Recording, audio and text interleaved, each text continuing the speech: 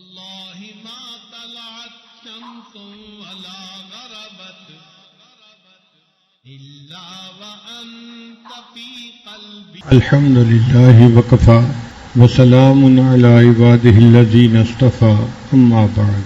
امام اعظم ابو حنیفہ رحمۃ اللہ علیہ نے جو اپنے بیٹے کو نصیحتیں فرمائیں ان میں سے ایک نصیحت تھی تواظب علی قراءۃ القرآن کل یوم وتہدی ثوابها الی رسول اللہ صلی اللہ علیہ وسلم ووالدیک واساتذک وسائر المسلمین.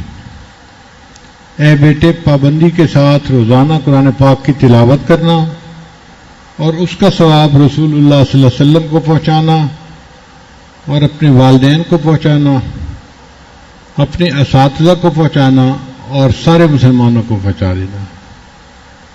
ہم اس معاملے میں بہت مرتبہ غفلت برتتے ہیں. قرآن پاک کی تلاوت روزانہ کا کام ہونا چاہیے. جیسے ناشتہ روزانہ کرتے ہیں، یہ روحانی ناشتہ قرآن مجید کا روزانہ کرنا چاہیے. زندگی کا کوئی دن تلاوت قرآن کے بغیر نہ گزرے، اور کرنے والے کرتے ہیں. 5 انگلیاں برابر نہیں ہوتی. ہمارے ایک سسرالی رشتے دار تھے، عالم تھے. میری ان سے سوات میں ملاقات ہوئی. فرمانے لگے کہ میں خواجہ بن مالک صدیقی رحمۃ اللہ سے بیعت ہوا اور حضرت نے فرمایا کہ 1 پارہ روزانہ تلاوت کرنا ہے. جب انہوں نے بتایا اس وقت سے لے کے آج تک 52 سال گزر چکے ہیں اور 52 سال میں کبھی ایک دن بھی ناغہ نہیں ہوا. سفر، حضر، خوشی، غمی، صحت، بیماری، جو مرضی ہو، میں قرآن پاک کی تلاوت ضرور کرتا ہوں. دل خوش ہو گیا سن کے. کرنے والے ایسے بھی کرتے ہیں. اور کئی لوگوں کو قرآن پاک کی تلاوت کے ساتھ محبت ہوتی ہے. قرآن پاک پڑھنے سے ان کا دل نہیں بھرتا، چنانچہ وہ خوب تلاوت کرتے ہیں. الحمدللہ ہمارے اسی مجمع میں ایسے بھی دوست ہیں جو 1 قرآن پاک روزانہ کی تلاوت کر رہے ہیں. 15 پارے روزانہ کی تلاوت تو بہت سارے احباب کرتے ہیں. 4 خواتین ایسی ہیں الحمدللہ ہمارے متعلقین میں جن کی زندگی کا معمول ہے 1 قرآن پاک روزانہ تلاوت کرنا. میں نے ٹیلی فون سے ان سے پوچھا ایک سے، انہوں نے کہا کہ حضرت صبح فجر کے بعد ناشتہ میں لے کر کے قرآن پاک کھول کے بیٹھ جاتی ہوں اور مغرب سے پہلے پورا قرآن پاک پڑھ لیتی ہوں. اور ان میں ایک ینگ بچی بھی ہے جو کینسر کی مریض ہے. عمر اس کی شاید 32-33 سال ہوگی اندازاً. اس کے خاوند نے ہمیں بتایا کہ میری بیوی کو کینسر اتنا زیادہ تھا کہ مجھے آسٹریلیا کے ڈاکٹروں نے کہا کہ تم ہمیں یہ بتاؤ کہ اس عورت کو یہاں دفن کرنا ہے یا اپنے ملک جا کے دفن کرنا ہے. اگر یہاں دفن کرنا ہے تو ہم پھر اور طریقے سے علاج کریں، اپنے ملک دفن کرنا ہے تو پھر جلدی کرو لے جاؤ. میں نے پوچھا کتنی مہلت ہے؟ کہنے لگے 30 دن سے زیادہ نہیں. کینسر اس درجے کو پہنچ گیا ہے کہ 30 دن کے اندر اندر اس کو یقینی موت آ جائے گی. وہ کہتے ہیں کہ میں غمزدہ بھی بہت تھا اور سمجھ بھی نہیں آتی تھی کیا کروں. تو میں نے اپنی بیوی سے تذکرہ کیا کہ ڈاکٹر نے تو مجھے آپ کی بیماری کے بارے میں یہ کہا ہے. کہنے لگے وہ بڑے صبر والی تھی، مسکرا کے کہنے لگی کہ کیوں اتنی فکر کرتے ہیں، میں قرآن پاک روزانہ پڑھنا شروع کرتی ہوں. اس نے 1 قرآن پاک روزانہ پڑھنے کا معمول بنا دیا. کینسر کی تکلیف کے باوجود 1 قرآن پاک روزانہ. مجھے کہنے لگا کہ آج 4 سال گزر گئے، وہ صحت کے ساتھ زندگی گزار رہی ہے. اگر قیامت کے دن اللہ نے ہم سے پوچھا کہ یہ عورت کینسر کے مریض ہو کہ ایک قرآن پاک روز پڑھتی تھی اور تم صحت مند ہو کہ ایک پارہ بھی روز نہیں پڑھتے تھے، تو ہمارے پاس کیا جواب ہوگا؟ اور ہمارے تو حفاظ بچے نہیں پڑھتے، حالانکہ یہ حفاظ کے لیے ایک پارہ پڑھنا تو 15-20 منٹ کا کام، اس سے بھی کم کا کام ہے، لیکن گناہوں کی وجہ سے توفیق ہی چھن جاتی ہے۔ اس لیے اللہ سے توفیق مانگیں اور قرآن پاک کی تلاوت اتنی کریں کہ کر کر کے تھک جائیں۔ قرآن پاک کے ساتھ دوستی ہو جائے۔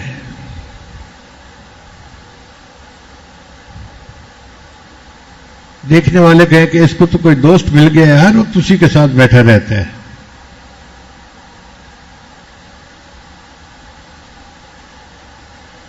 امام اعظم ابو حنیفہ رحمۃ اللہ علیہ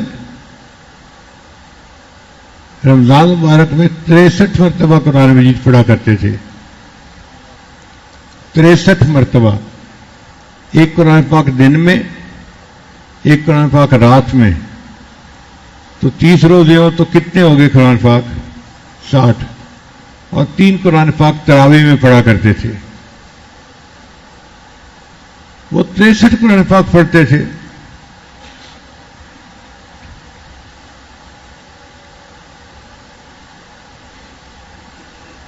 امام احمد بن حنبل رحمۃ اللہ علیہ ہر ہفتے میں 1 مرتبہ قرآن پاک پڑھا کرتے تھے۔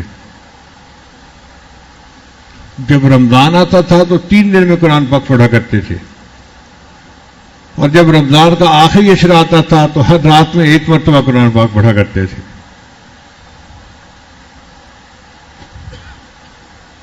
قرآن پاک پڑھتے تھے، انجوائے کرتے تھے، جس طرح بہت روزہ لگا ہوا ہو، پیاس لگی ہوئی ہو اور روزہ کھلتا ہے تو انسان روح افزا پیتا ہے، تو ٹھنڈا شربت پی کے نا دل کو تسلی ہو جاتی ہے، اور جی چاہتا ہے کہ 1 گلاس نہیں 2-3 گلاس پی لوں۔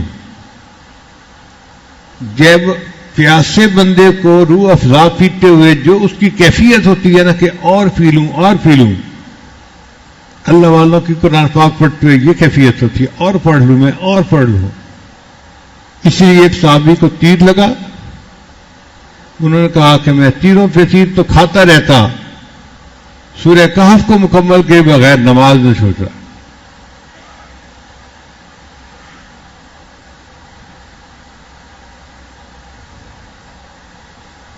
یہ واقعی سوچنے والی بات ہے کہ آخر ہمیں وہ محبت محسوس کیوں نہیں ہوتی؟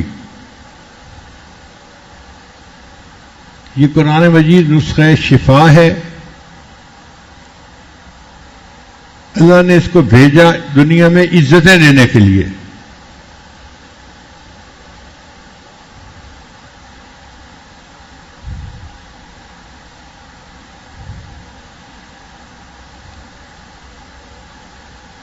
آپ کار کھڑی دیکھیں تو سوچتے ہیں یہ 2-4 بندوں کو ایک شہر سے دوسرے شہر پہنچا دیتی ہے۔ بس کھڑی دیکھتے ہیں تو یہ 60-70 بندوں کو ایک شہر سے دوسرے شہر پہنچا دیتی ہے۔ ٹرک کھڑا دیکھتے ہیں، بھئی یہ سامان ایک شہر سے دوسرے شہر پہنچا دیتا ہے۔ کرین دیکھتے ہیں، یہ نیچے زمین پہ پڑی چیز کو اٹھا کے اوپر کی جگہ پہ رکھ دیتی ہے۔ جیسے کرین نیچے پڑی چیز کو اٹھا کے بلندی پہ پہنچا دیتی ہے، یہ قرآن مجید بھی اللہ کی ایسی کتاب ہے جو گرے پڑے بندے کو اٹھا کے بلندیوں پہ پہنچا دیتا ہے۔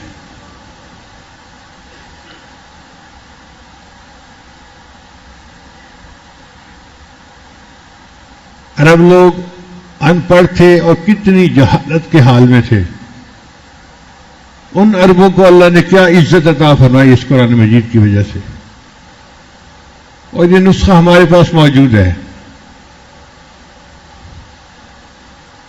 دیکھیں، روحیں 2 طرح کی ہیں، ایک ہمارے جسم کی روح ہے، جب تک وہ موجود ہے ہمارا جسم زندہ ہے، جب نکل جائے گی تو جسم مردہ ہو جائے گا۔ اور ایک قرآن مجید روح ہے، وَكَذَلِكَ أَوْحَيْنَا إِلَيْكَ رُوحًا مِّنْ أَمْرِنَا، اور یہ ہماری زندگیوں کے لیے روح ہے۔ جس کی زندگی میں قرآن کی تعلیمات ہیں وہ زندہ ہے، اور جس کی زندگی میں نہیں وہ مردہ ہے. چونکہ ہمارے اندر سے قرآن کی تعلیمات نکل گئیں، آج امت مردہ بنی ہوئی ہے، اور اس کا جو حشر ہو رہا ہے وہ ہم سب دیکھ رہے ہیں.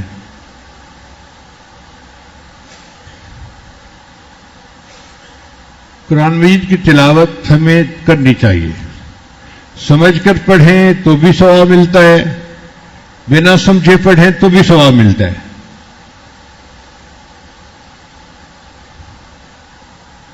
قرآن مجید اللہ کا کلام ہے.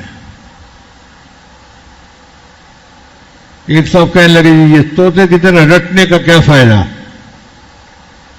طوطے کی نہ رٹنے کا بھی فائدہ ہے. آپ بتائیں کاف ہا یا عین صاد اس کا کیا ترجمہ ہے؟ کوئی بتا سکتا ہے؟ کیا سمجھے کاف ہا یا عین صاد سے؟ کچھ نہیں سمجھے. ثواب ملا ہوگا نا؟ اگر اس کا بغیر سمجھے ثواب مل سکتا ہے تو باقی قرآن کا بغیر سمجھے ثواب کیوں نہیں مل سکتا؟ سمجھ کے پڑھے تو زیادہ ثواب ہے، بغیر سمجھے پڑھے تو بھی ثواب ملتا ہے.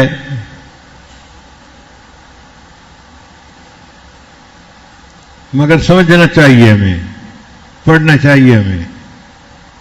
قرآن پاک کے ساتھ محبت ہونی چاہیے، ایک معمول بنا لینا چاہیے، اور روزانہ اس کے مطابق قرآن پاک کی تلاوت کرنی چاہیے. حدیث پاک میں آتا ہے کہ حدیث پاک میں آتا ہے کہ جیسے کوئی گانے والی عورت گانا گاتی ہے نا، کوئی ترنم کی ملکہ گانا گاتی ہے تو لوگ بڑے غور سے سنتے ہیں، اس کو شوق سے سنتے ہیں.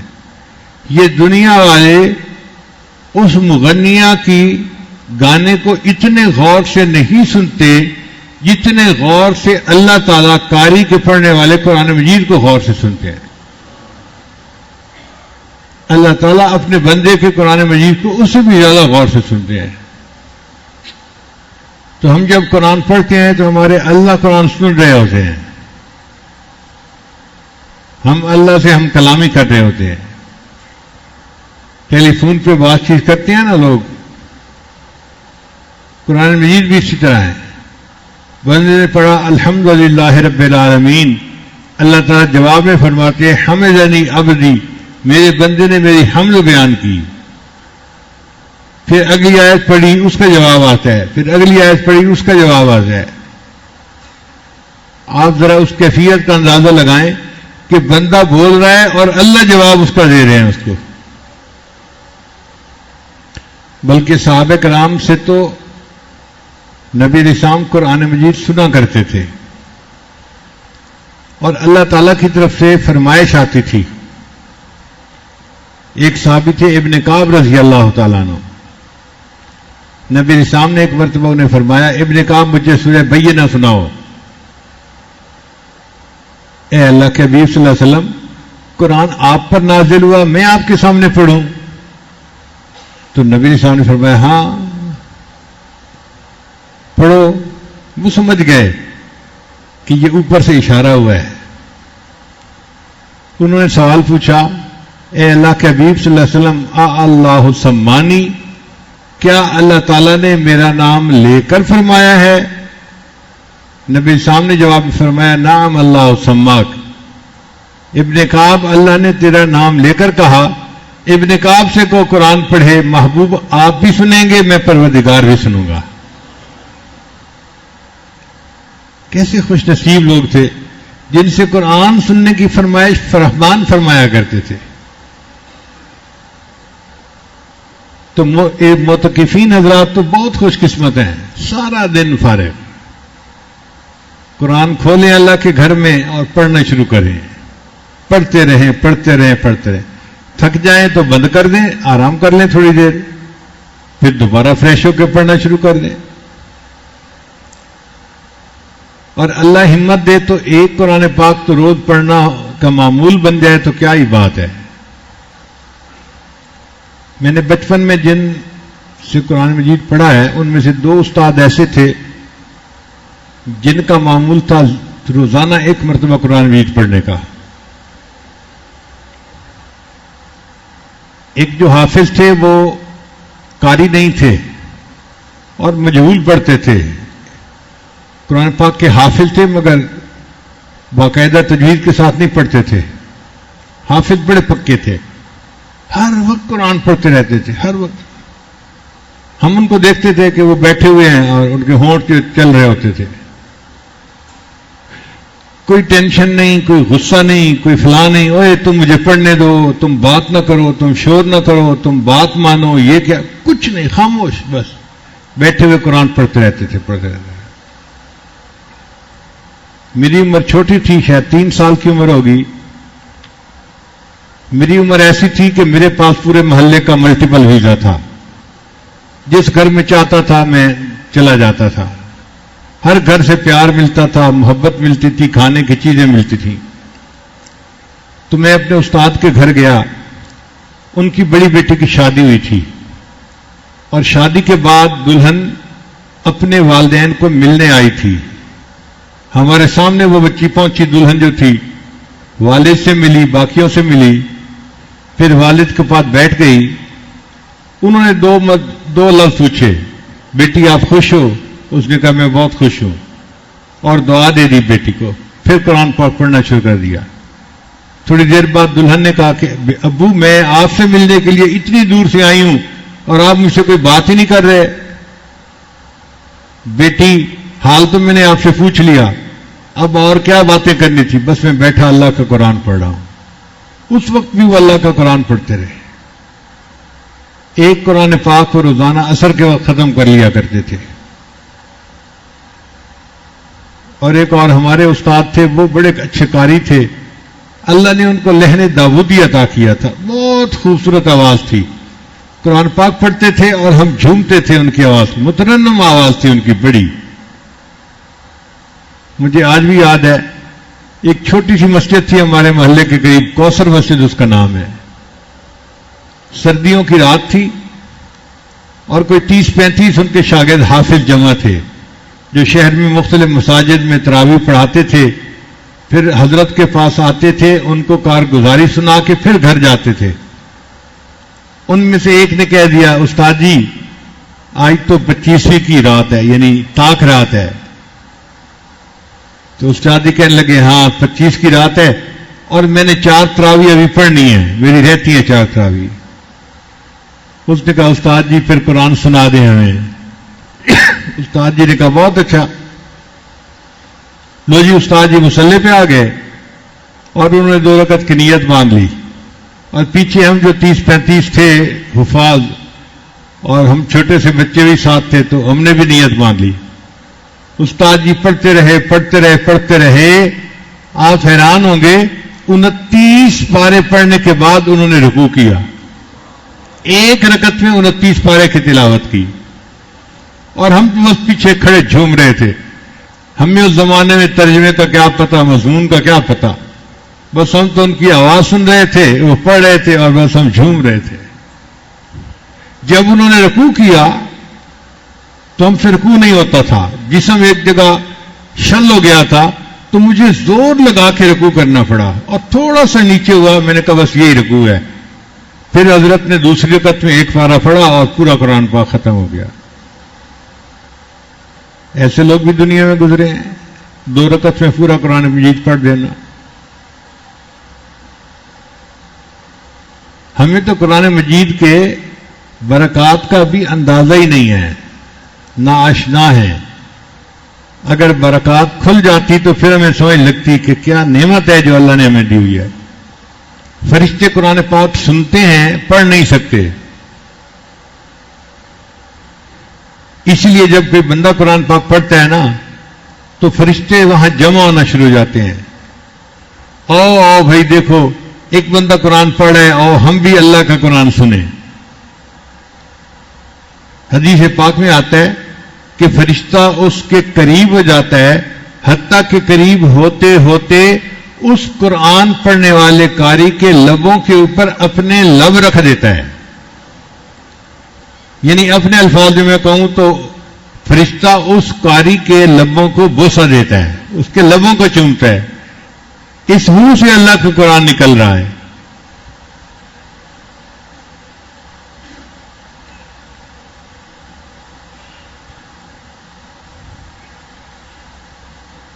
چنانچہ ایک بڑے قاری گزرے ہیں امام عاصم رحمت اللہ علیہ کوفی، وہ مسجد نبوی میں قرآن مجید پڑھاتے تھے۔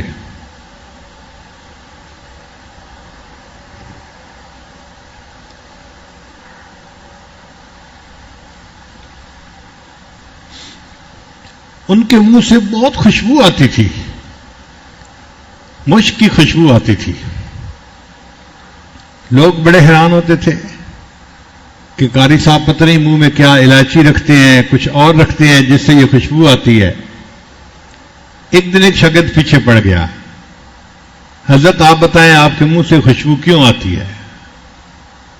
ان کا بھی میں کچھ بھی منہ میں نہیں رکھتا، مجھے کچھ بھی الائچی وغیرہ رکھنے کی عادت نہیں ہے۔ وہ بھی لسوڑے کی گٹھلی کی طرح کی چیز تھی، لگا رہا پیچھے، بتائیں بتائیں بتائیں۔ تنگ آ کے انہوں نے بتایا کہ دیکھو ایک مرتبہ مجھے خواب میں نبی اسلام کی زیارت نصیب ہوئی تو اللہ کے حبیب صلی اللہ علیہ وسلم نے فرمایا عاصم تم میری مسجد میں اللہ کا قرآن پڑھاتے ہو، آؤ میں تمہارے لبوں کو بوسہ دوں۔ جب سے نبی علیہ السلام نے خواب میں میرے لبوں کو بوسہ دیا تب سے میرے منہ سے خوشبو آتی ہے۔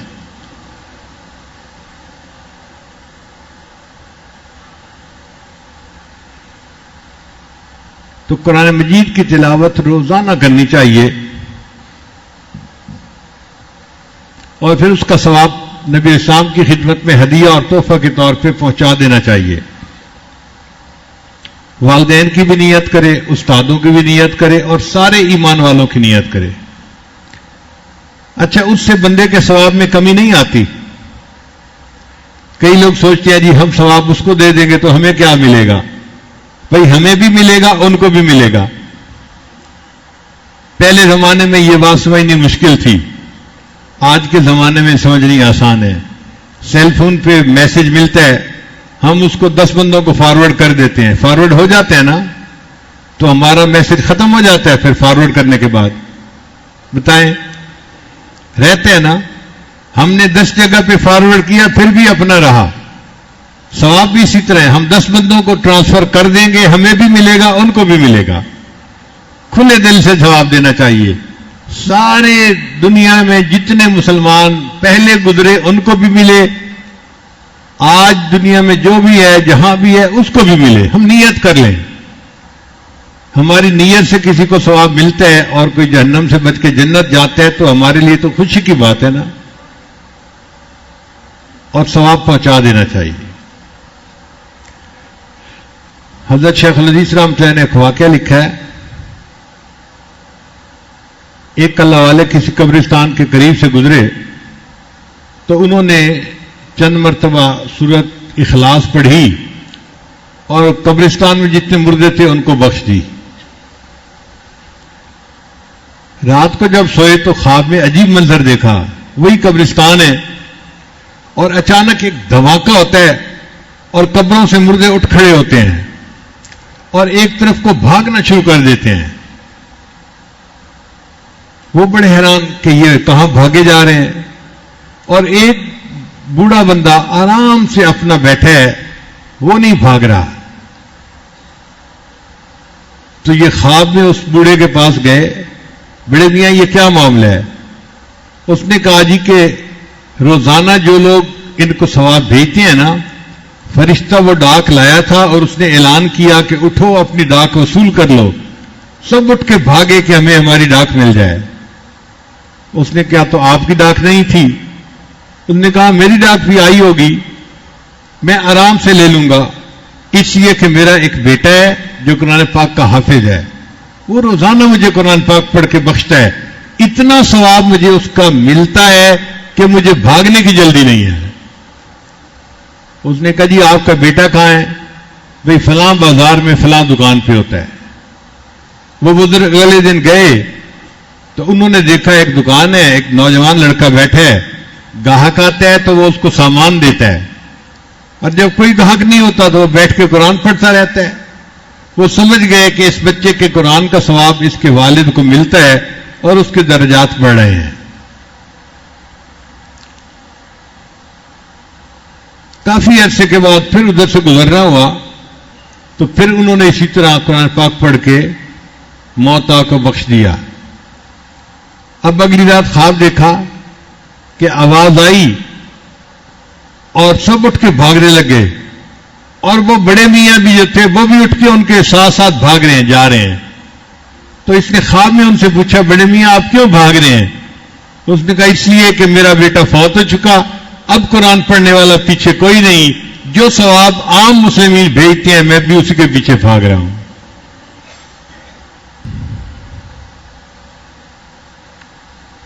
کتابوں میں واقعہ لکھا ہے کہ ایک آدمی تھا, اس کو قبر کا عذاب ہو رہا تھا. اللہ کی طرف سے حکم آیا کہ قبر کا عذاب معاف کر دیا جائے.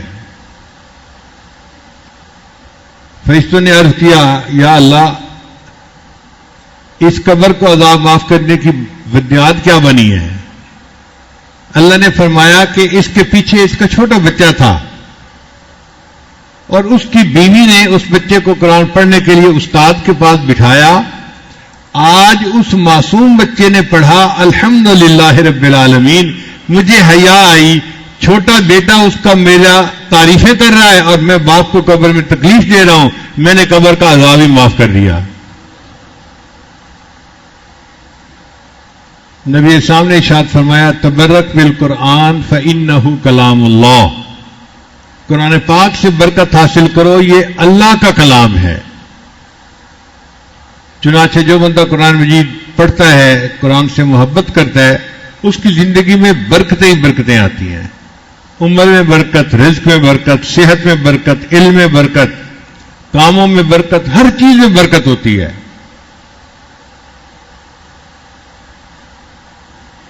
اور یہ قرآن مجید ہمارے پاس موجود ہے.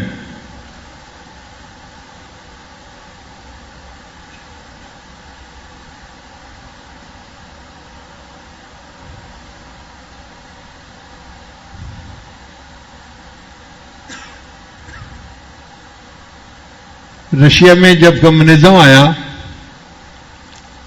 تو انہوں نے عربی کتابوں پر پابندی لگا دی. اب جس گھر میں عربی کتابیں ہوتی وہ دہریے اس کو آگ لگا دیتے. تو علماء نے دینی کتابوں کو چھپا دیا, زمین میں دفن کر دیا. انہوں نے قانون بنا دیا, جس گھر میں عربی زبان کا کوئی کاغذ مل جائے گا اس گھر کے سب لوگوں کو پھانسی دے دی جائے گی. چنانچہ عربی زبان کا کاغذ نکل آتا تھا, قرآن پاک نہیں, عربی زبان کا کاغذ, پھانسی دے دیتے تھے. مردوں عورتوں کو پھانسی دے دیتے تھے. اتنی دہشت تھی کہ کوئی حد نہیں. لوگ قرآن پاک دیکھ نہیں سکتے تھے کیونکہ ان کے پاس تھا ہی نہیں. چنانچہ 70 سال کے بعد جب کمیونزم ٹوٹا اور ان کو آزادی ملی, پھر انہیں قرآن پاک دیکھنے کی سعادت نصیب ہوئی.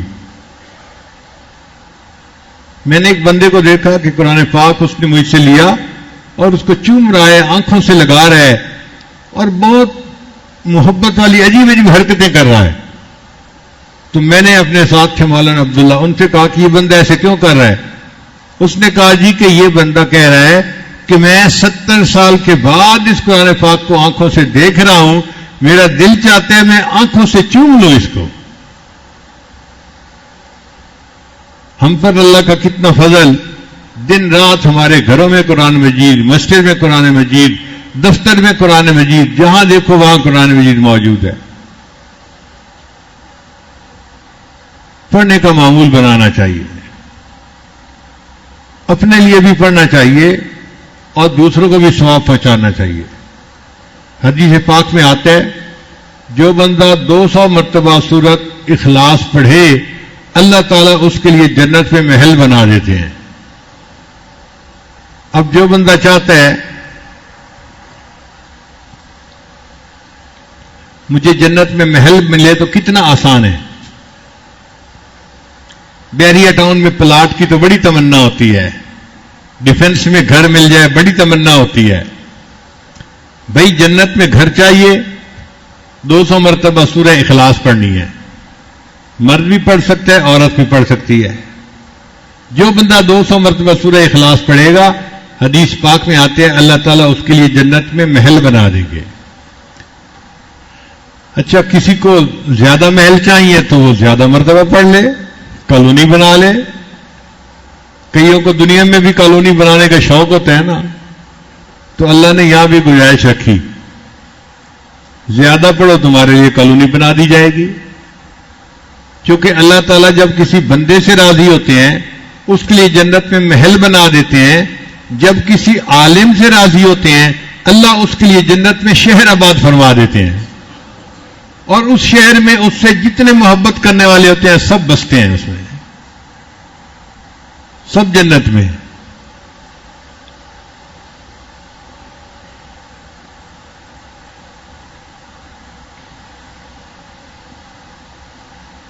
دنیا میں کالا باغ اسٹیٹ ہو سکتی ہے تو جنت میں اسٹیٹ کیوں نہیں ہو سکتی بھائی؟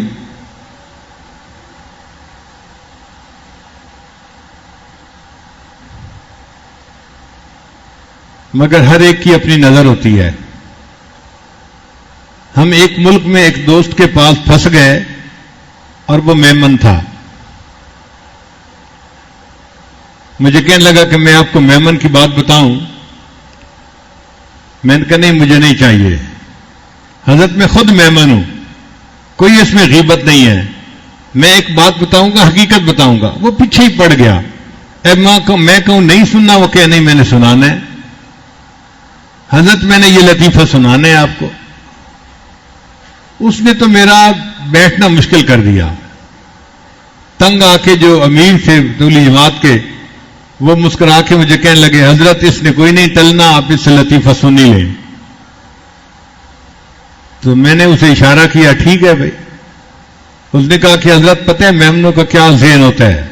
تو مجھے کیا پتا. کہنے لگا ہمارا ذہن یہ ہوتا ہے کہ ہم جائیں گے تو اللہ پاک سے عرض کریں گے یا اللہ آپ نے جنت میں جو مکان جس کو دینا ہے الاٹ کر دے، ساری مخلوق کو مکان دے دے. اور جب سب کو مکان مل جائیں گے نا تو میں کہوں گا یا اللہ جو فالتو بچ گئے نا وہ مجھے دے دے، میں کرائے پہ چڑھا دوں گا.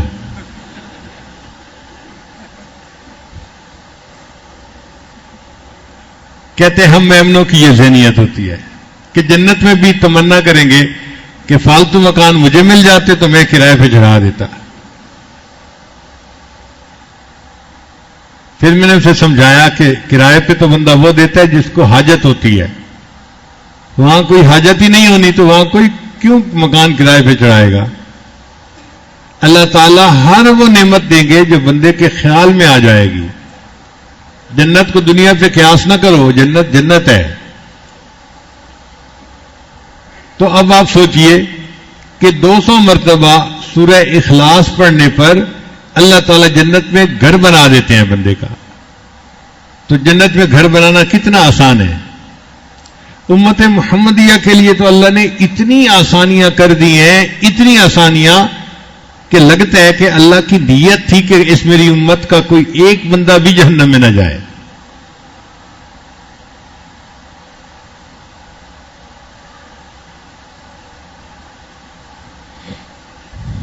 اور یہ چھوٹے چھوٹے بچوں کو سورہ اخلاص یاد ہوتی ہے. قل واللہ احد اللہ الصمد لم یلد ولم یولد ولم یکن لہ کفوا احد. ایک مرتبہ ہوگی. تسبیح لے کے بیٹھیں آپ 200 مرتبہ ایک ہی سٹنگ میں پڑھ لیں گے. تو اعتکاف کے اندر تو اپنے گھر بنائے نا جنت میں. پورے قرآن پاک کی تلاوت ایک تمنا دل میں رکھیں اور پڑھیں. 3 پارے 5 پارے 10 پارے جتنا توفیق ہوتی ہے اتنا پڑھتے رہیں. مگر تمنا رکھیں کہ میں نے اس لیول پہ پہنچنا ہے کہ ایک قرآن پاک روز پڑھا کرنا ہے. اللہ تعالیٰ آسان فرما دیں گے.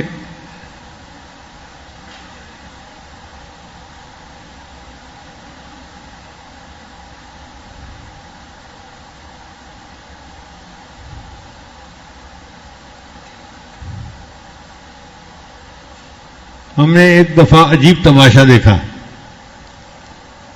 ہمارا ایک دوست تھا, حافظ عبد الغفور اس کا نام تھا. وہ قرآن پاک کا عاشق تھا. ہر وقت قرآن پڑھتا رہتا تھا, چلتے پھرتے ہر وقت قرآن پاک پڑھتا تھا. کالج کے اندر بھی, ہاسٹل میں بھی, ہر وقت. بازار میں جاتا تھا تو بازار بھی قرآن پاک پڑھتا رہتا تھا. عاشق قرآن بچہ تھا. ہم لوگ ہاسٹل میں رہتے تھے تو عصر کے بعد ہاسٹل کے دروازے کے قریب گھاس لگا ہوا تھا پلاٹ میں, تو وہ حافظ صاحب وہاں بیٹھ کے قرآن پاک کی تلاوت کر رہے تھے. آنکھیں بند کر لیتے تھے, ان کو کوئی پتہ نہیں ہوتا تھا ارد گرد کیا ہو رہا ہے, وہ قرآن پڑھ رہے ہوتے تھے. اچانک ایک لڑکے نے چیخ ماری. دوسرے نے پوچھا کیا ہوا؟ کہتے وہ دیکھو سانپ. اللہ کی شان دیکھیں کہ حافظ صاحب بیٹھے قرآن پڑھ رہے ہیں اور ان کے سامنے ایک کوبرا سانپ جو ہے وہ بھی ہل رہا ہے. اب جب ہاسٹل میں شور مچا تو سب بھاگے, خود میں بھی بھاگا کہ ہم دیکھتے ہیں. ہم دور کھڑے دیکھ رہے تھے, حافظ صاحب بیٹھے قرآن پاک پڑھ رہے ہیں اور وہ سانپ جو ہے وہ ہل رہا ہے ان کے سامنے. لوگ آوازیں دے رہے ہیں حافظ صاحب حافظ صاحب حافظ صاحب. وہ قرآن پڑھتا جا رہا ہے, بس پڑھتا جا رہا ہے. سورہ یاسین پڑھ رہے تھے.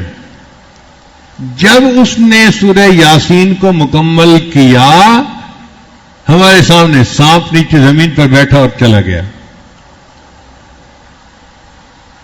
اللہ کی شان. مجھے تو لگتا ہے کہ وہ کوئی جن تھا, کیونکہ سانپ تو مکلف نہیں نہ ہوتے, اور جن جو تھا اس شکل میں آیا تھا اور وہ بھی اللہ کا قرآن سن رہا تھا. تو ہم قرآن پاک پڑھتے ہیں, قرآن سننے کے لیے جن آ جاتے ہیں. حدیث سے ثابت ہے. نبی علیہ السلام قرآن پڑھ رہے تھے تو جن آ گئے اور ایک دوسرے کو کہنے لگے کہ خاموش ہو جاؤ, قرآن سنو. انا سمعنا قرآنا عجبا.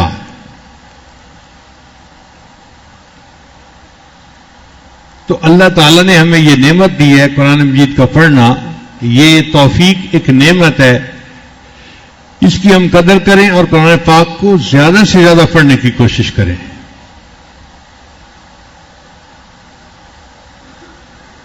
اب تو دن بھی چند رہ گئے پیچھے, اس میں ہمت کر لیجئے. اللہ تعالیٰ قرآن مجید کی برکتیں ہمیں بھی عطا فرمائے. قرآن مجید قیامت کے دن بندے کی شفاعت کرے گا, اور حدیث پاک میں آتا ہے کہ یہ جھگڑالو سفارشی ہے. جیسے جھگڑالو بچہ ہوتا ہے نا, ماں باپ سے بات منوا کے رہتا ہے, قرآن مجید اس طرح جھگڑالو سفارشی ہے. یہ قیامت کے دن بندے کی شفاعت کرے گا اور بندے کو جنت پہنچا کے رہے گا.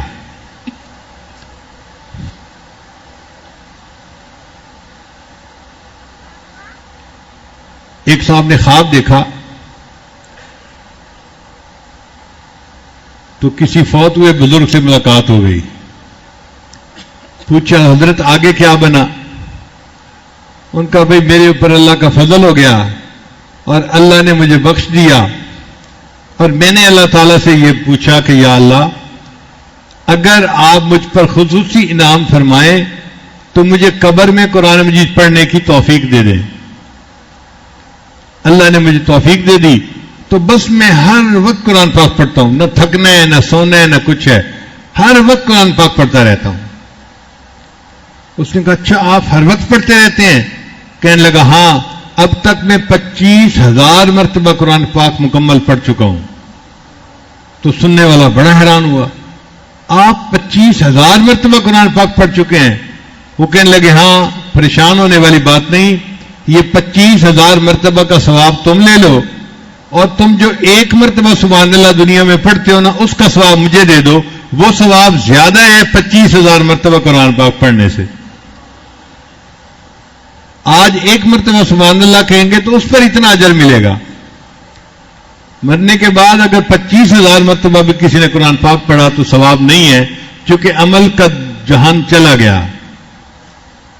مرنے کے بعد عمل کا ثواب نہیں ہے.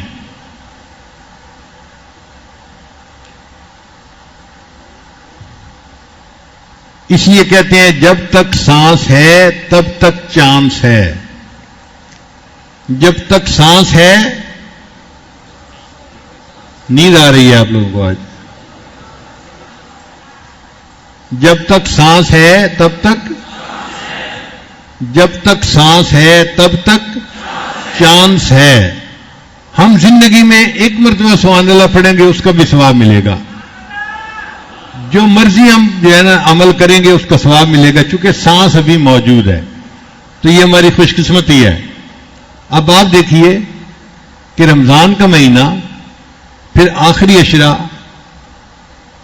اور پھر اعتکاف کی کیفیت، یہ اللہ ہی نے سبب بنائے ہیں نا. تو بخشنے کے سبب اللہ نے بنا دیے. بس ہم ان دنوں میں خوب تلاوت کریں اور اللہ سے مانگیں، اور اپنی بخشش مانگیں اور سب کی بخشش مانگیں. مانگنے میں کمی نہ کریں، اللہ سے خوب مانگیں. ہم میدان عرفات میں ایک مرتبہ تھے تو ایک لڑکا دعا مانگ رہا تھا اونچی اونچی.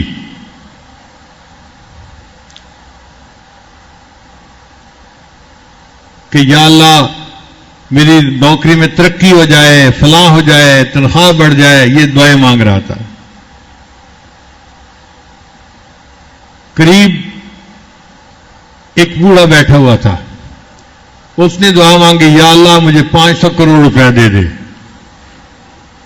500 کروڑ روپیہ دے دے. تو وہ نوجوان بوڑھے سے کہتا ہے کہ او بابا جی اتنا پیسہ؟ کہتے ہیں پتر تیرے کو نہیں منگیا. تم کیوں پریشان ہوتے ہو؟ میں نے اللہ سے مانگا ہے، جتنا چاہوں مانگوں، تم کیوں پریشان ہوتے ہو؟ تو جب مانگنا اللہ سے ہے تو پھر انسان خوب مانگے. اور اللہ اگر دے بھی دے تو اللہ کے لیے کوئی حیثیت ہی نہیں رکھتے. 10-20 ہزار کروڑ اللہ کے لیے کیا حیثیت رکھتے ہیں؟ تو قرآن پاک کی تلاوت کریں اور اللہ سے خوب دعائیں مانگیں، اور اپنے اس وقت کو ہم قیمتی بنائیں، اور اس کو ایک زندگی کا معمول بنا لیں کہ روزانہ ہم نے کچھ نہ کچھ پڑھ کے اپنے اساتذہ کو، والدین کو، رشتہ داروں کو، سب ایمان والوں کو ضرور ہم نے بخشنا ہے. وآخر دعوانا ان الحمد للہ رب العالمین.